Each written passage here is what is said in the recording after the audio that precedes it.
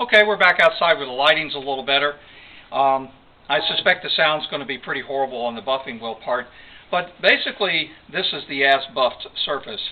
Now I want to point out that when you're buffing, you should definitely wear a heavy pair of gloves, and I have industrial safety glasses that I wear.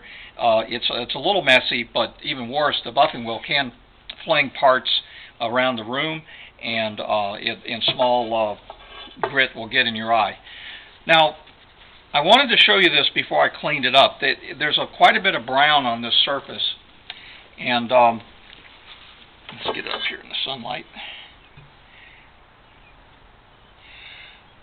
And what we're seeing is that the surface had been sanded quite a bit, but it's a cast surface. There's still low spots and imperfections, and those have filled up with the buffing compound.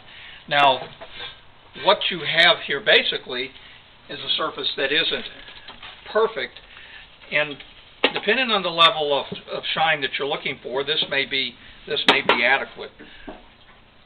If I take some lacquer thinner and work over it,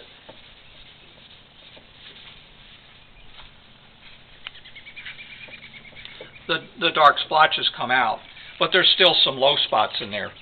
So unfortunately, this is pretty shiny, but it's got some low spots that are not shiny. And what you're going to wind up having to do is come back with the sanding process and work the entire piece until you get rid of all the low spots. You're going to have to remove aluminum.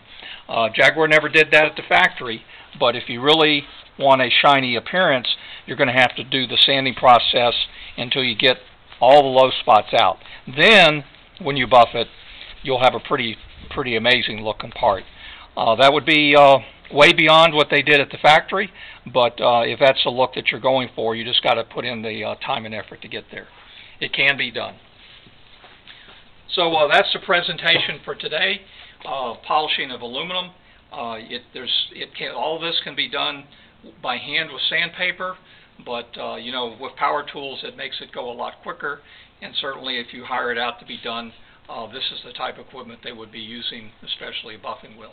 And I hope you enjoyed the presentation, and thank you for Kelly for helping me videotape this.